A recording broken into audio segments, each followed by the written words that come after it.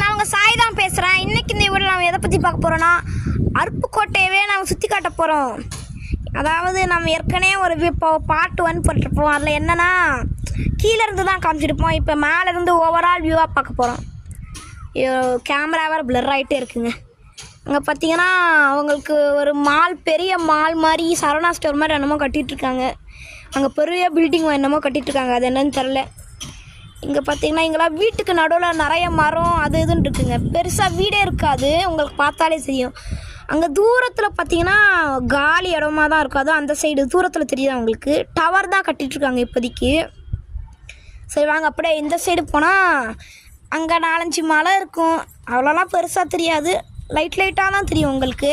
அது ஆக்சுவலி ஊட்டி மலைன்னு சொல்கிறாங்க, தெரில ஆக்சுவலாக என்ன மலை தான். அங்கே ஒரு மலை தெரியுது.